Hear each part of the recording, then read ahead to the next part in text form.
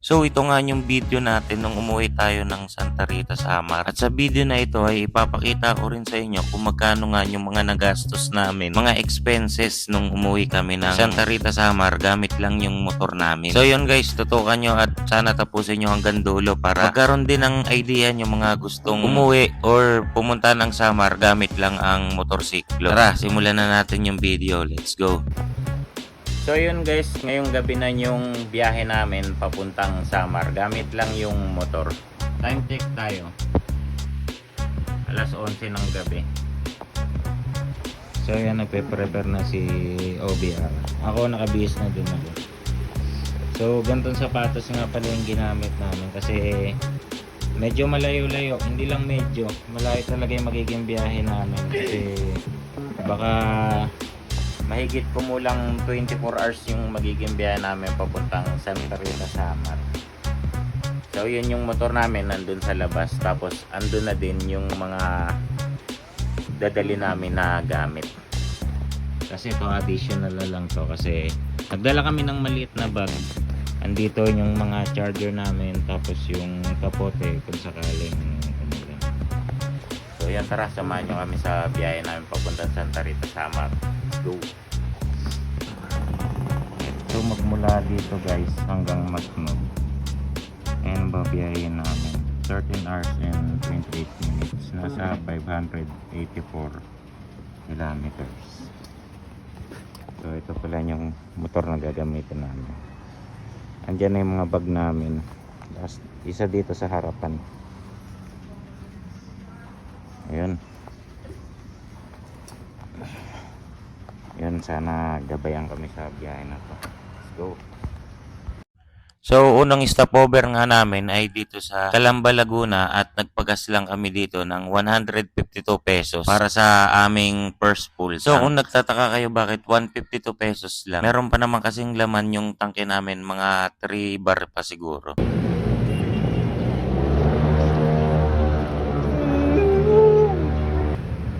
So yun guys, first stop namin dito sa may Calamba, Laguna. Nagpagas na din kami dun sa Petron. Bali ang first gastos natin sa gas is 152.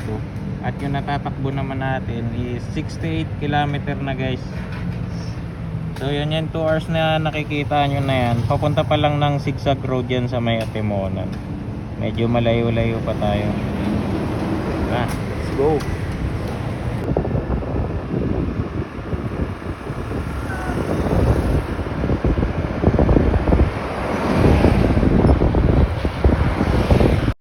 At pagkatapos nga ng ilang oras namin pagbagtas sa kalsada ay umabot na nga kami dito sa Santo Tomas, Batangas. Dito ay medyo mag-iingat lang tayo sa pagmamaneho guys kasi malalaking truck yung mga kasabay natin dito. Iwasan natin yung pag-overtake ng alanganin at pagpwesto sa mga blind spot para maiwasan din natin yung mga disgrasya. Di baling mabagal tayo, ang mahalaga ay ligtas tayo sa ating mga biyahe na ginagawa.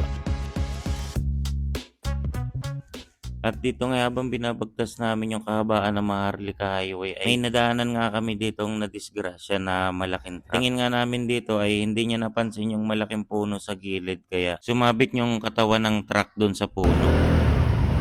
Wide mo pag malapit na.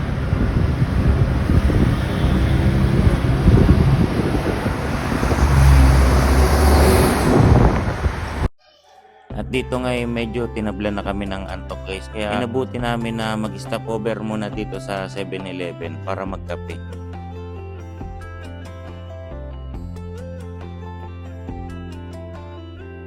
I was doing fine, feeling content, looking forward to a lazy weekend. So yun guys, andito kami ngayon sa may San Pablo, Laguna.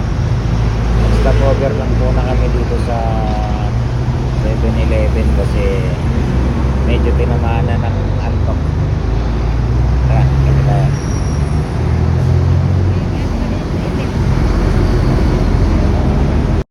At pagkatapos namin magkape ay umalis na din kami kaagad at nadaanan na nga namin itong arko ng Quezon Province. Yeah, I wake up in the morning, pour myself a big strong cup of Joe. And away I go. A clear blue sky, not a cloud inside.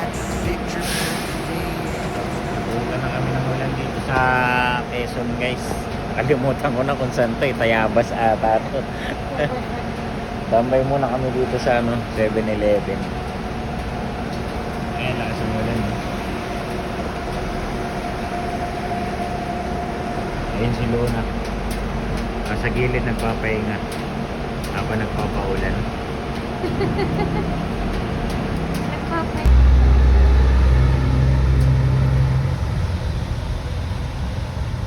Ano? Sakay ka na bus?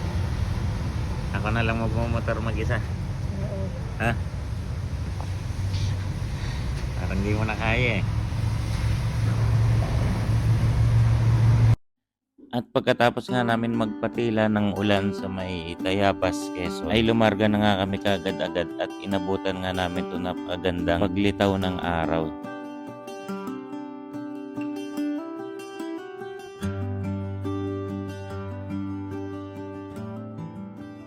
Kaya anong lugar na to? Quezon? Pagbilaw. 150. So yun guys, second stop natin. Dito tayo sa may Pagbilao, Quezon. Bali, ang pangalawang gastos natin sa gas natin is 150 pesos. Dito nga pala tayo nag-gas. So yun, malayo pa yung lalakbay natin. Yang nakikita nyong 13 minutes na yan, 5.1 kilometer. Doon pa lang yan sa guys, sa may Atimonan, Sigsag. Bali, nag-stop kami. Pagkatapos nyan, diretso na tayo ng Pasorsogon. Medyo malayo-layo pa. Yun, tara, let's go.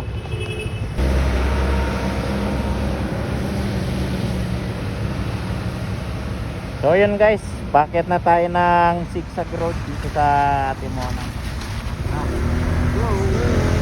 Anim ang bulong. So ibig sabihin, mga kotse lang makakasabay natin dito sa motor. Most on private car or private vehicle.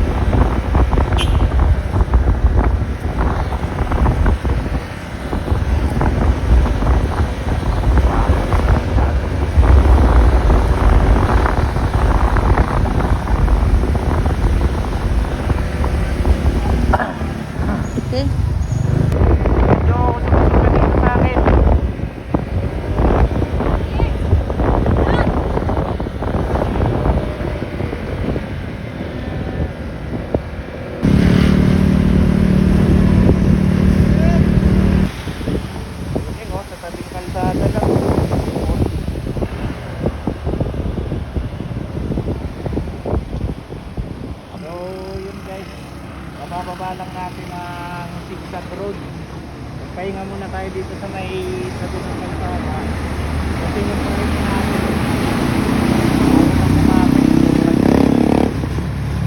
so andito na tayo sa Region 4A, Calabarzon. Ayan o, diyan kami lumabas sa may signage na yan. Yan ay Old Sigsag Road. Pahinga muna tayo dito sa guesting habang pinapalamig natin yung preno ni Luna kasi sobrang init na talaga niya at ayaw kumapit.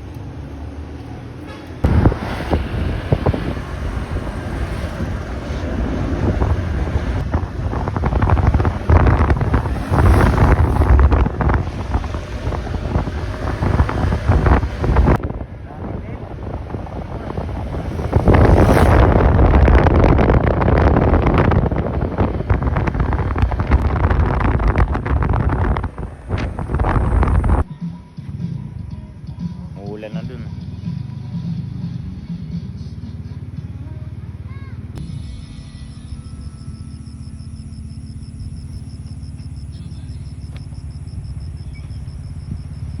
Uy.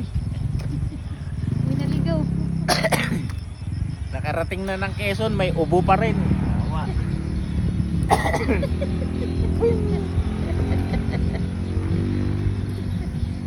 Pulong-puloy na yung mata, walang tulog eh.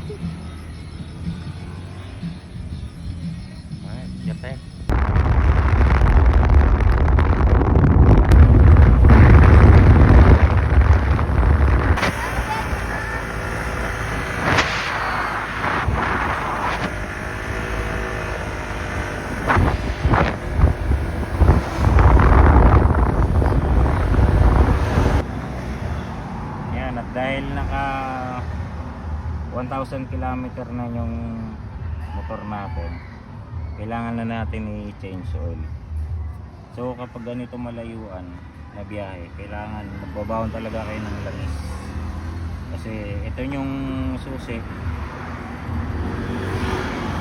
para hindi masira yung mga makina natin, lalo't ganitong kalayo na biyahe. Siguro magmula Maynila hanggang Samar is kulang-kulang 800 km siguro yung tatakbuhin natin. So hindi naman siya naka 1,000 sa buong biyahe namin, kasi yung mga previous na tinakbo ko pa, bali nadagdagan na lang siya. Kaya minabuti ko na din magbaw ng langis para hindi tayo magkaroon ng aberya sa kalsada.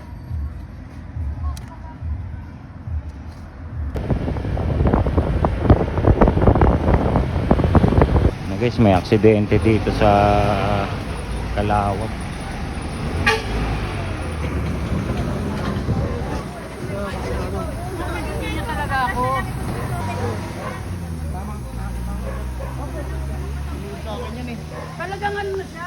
Nasa likod lang nga namin. Third gas up nga pala namin ay dito sa Tagkawayan, Quezon, at nagkakahalaga din to ng 190 pesos. So yun guys, nakakita kami ng waiting shed dito sa tabing kalsada. Nandito na nga pala tayo sa Sipokot. Time check tayo, mag-alas 3 ng hapon.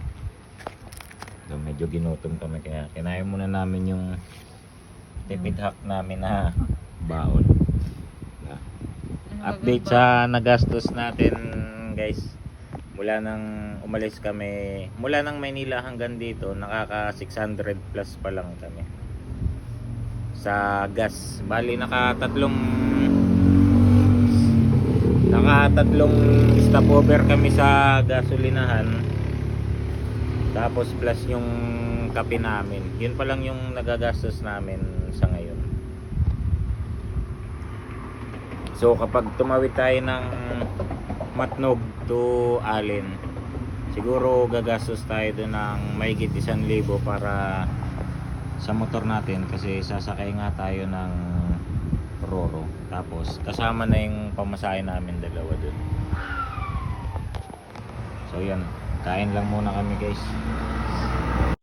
At pagkatapos nga namin magpahinga at kumain ay lumarga na din kami kaagad, dahil nag-aabol nga kami ng oras, dahil ayoko ngang maabutan kami ng gabi sa daanan, dahil alam ko na halos lahat ng dadaanan namin dito ay wala talagang mga ilaw, at ayun yung ayaw ko mangyari. Pero sa tingin ko ay hindi din talaga namin maiiwasan na hindi magbiyahe ng gabi. At sa experience nga namin guys, dahil first time lang nga namin bumiyahe ng Manila hanggang Samar, kaya umaasa kami sa Google Maps. Ang ma-advise ko lang sa mga babiyahe din na katulad namin na galing Maynila papunta ng Samar, ay mas maigi na mga bayan-bayan ang daanan ninyo, at iwasan yung dumaan sa mga diversion road, dahil mas mapapalayo lang kayo. At mas maigi na din sa mga bayan-bayan kayo dumaan, dahil marami kayong mga kasabay na sasakyan. At syempre dahil bayan nga ay maraming bahay, hindi katulad ng mga diversion road na wala talaga kayo halos kasabayan sa sasakyan at napakadilim at wala talagang bahay guys. Kaya parang para sa akin ay nakakatakot, kasi napakadilim na ng lugar at wala pang mga bahay-bahay. At sa pang-apat na gas up namin ay gumastos nga kami dito ng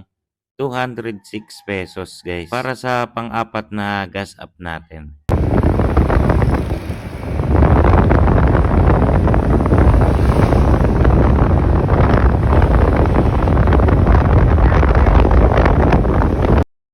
At inabot na nga kami ng dilim nung nakarating kami ng Sorsogon. Bali, mula dito sa City Hall ng Sorsogon ay meron pa tayong tatakbuhin na tinatayang 68 kilometers mula dito sa bayan ng Sorsogon hanggang Matnog Port, kung saan tayo tatawid at sasakay ng Roro patawid ng Samar.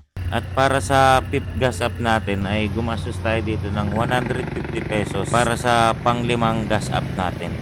At bago kayo pumasok ng Matnog Port ay kailangan nyo munang magpa-booking dito sa may queuing area nila, or kilala sa tinatawag nila na kubo. Dito ay bibigay nyo lang yung ORCR ng mga sasakyan nyo at ang driver's license nyo. At pagkatapos nun ay bibigyan kayo ng papel at diretso na kayo doon sa mga window nila. Paalala lang guys, hindi kayo pwede basta-basta pumunta doon sa may port ng Matnog kung hindi kayo nakakapagpa-queuing dito sa may kubo. Dahil yun yung papel na makukuha nyo doon ang ipapakita nyo dito sa window para makapagbayad kayo ng mga kinakailangan bayaran katulad ng bayad sa motor at sa driver and OBR or passenger. At pagkatapos nyo magbayad ng mga karapat dapat na bayaran dito sa mga window ay didiretso na kayo sa loob ng port at ipapakita nyo lang yung mga ticket nyo dito sa Coast Guard para matatakan at pagkatapos tatakan ng Coast Guard yan ay pwede na kayong sumakay ng barko. At bago kayo sumakay ng Roro, papakita nyo lang yung mga ticket nyo dito sa mga stop ng pier na nag-aabang dito sa bukana ng barko. Tapos yun, pwede na kayong pumasok or sumakay ng Roro. At dito ay sasalubungin na kayo ng mga crew ng barko para ituro sa inyo kung saan nyo dapat ilagay yung motor nyo. Dahil itatali nila yung motor nyo ng maayos para hindi siya gumalaw-galaw kapag umandar na yung Roro. Nasa inyo na lang kung gusto nyo silang bigyan ng tip para sa extra care nila sa mga motor nyo. So dito nga umaga na nga nakaalis or nakalarga yung barko. Bali may tinatayang 2 hours na biyahe to patawid ng Allen Samar. At dito na nga kami babawi ng tulog para makapag-power nap kami. At kapag tawid namin ng Samar ay may panibagong lakas na naman kami para magmotor. Dito kung mapapansin nyo medyo masamahan yung panahon pero tingin namin ay kaya naman tong suungin ng barko. At pagkatapos nga ng 2 oras namin na biyahe sa dagat ay nakarating na din kami sa wakas dito sa pier ng Allen Samar. At habang nag-aantay nga kami na dumaong yung barko dito sa pantalan ng Allen, naghagis nga muna tayo dito ng kakaunting barya para sa mga kapatid natin na badyaw na naninisid nga ng barya dito sa may pier. At sa mga nagtatanong sa pagbaba ng barko kung may dala kang sasakyan, kung may mga proseso pa bang kailangan gawin, ay wala na po kayong ibang gagawin. Kung hindi ilabas na lang yung mga sasakyan na dala-dala nyo at dire-diretso na po yan. At pagbaba nga namin ng Roro mula sa Allen ay nakapagpagas pa nga kami dito ng 3 beses. Nakalimutan na lang videohan ni OBR sa sobrang pagod na din. Bali may nadaanan kami na nagtitinda ng bote-bote na gasolina at gumastos din kami doon ng 118 sa 2 litro. At bago kami dumating ng San Juanico Bridge ay gumastos din kami ng 400 pesos para sa 2 gasolinahan na pinag-stop overan namin. Bale tig 200 pesos bawat isang gas station. At magmula Allen hanggang Babatngon Leyte ay meron pa tayong 250 kilometers na tatakbuhin at may tinatayatong mahigit 5 oras na pagmumotor. Dahil kapag dating namin ng Babatngon Leyte ay doon na kami sasakay ng bangka patawid naman ng barangay kung saan nakatira yung asawa ko. At ito ay sakop ng Santa Rita, Samar. At pagkatapos nga ng mahigit 4 na oras namin pagmumotor ay narating na nga namin tong mahabang tulay na to na nagdurugtong sa probinsya ng Leyte at Samar. At ito nga ang San Juanico Bridge. So yun, kahit inulan guys, nakatawid na kami. Welcome to Tacloban City. Let's go. Guys, kararating lang namin ang Babatngon Public Market. Ayan. So gabi na nga kami nakarating. Ayan, dagat. So antayin lang namin yung bangka dumating dito kasi ikakarga namin tong motor dun sa bangka kasi kailangan namin tumawid dun sa dagat. So dito nga hindi na namin una ng video yung pagkarga namin ng motor sa bangka na sasakyan namin patawid nga ng barangay ng Tagakay na nasasakupan ng Santa Rita, Samar. So dito sa video na to ay nakarating na nga kami ng barangay ng Tagakay at naghahanda na nga kami na ibaba nga itong motor dito sa bangka or ibaba yung motor dito sa pantalan ng barangay ng Tagakay. So sa mga nagtatanong nga kung ilang oras ang naging biyahe namin mula Maynila hanggang dito sa Santa Rita, Samar ay umabot nga kami ng 36 hours. Kasama na dyan guys yung mga stopover namin. At sa mga nagtatanong naman kung magkano ang nagastos namin sa rides namin na ito na mula Maynila hanggang Santa Rita, Samar ay gumastos lamang kami ng 2,641. Lahat-lahat na yan guys, kasama na yung gas namin dyan, ferry boat, pagkain namin at yung pang tubig-tubig namin at syempre mga energy drink din na ininom namin amin kape para makaiwas sa antok. At sa mga nagtatanong kung magkano yung nagastos namin sa aming gas consumption, gumastos nga kami pala dyan ng 1,366 pesos para sa aming gas consumption.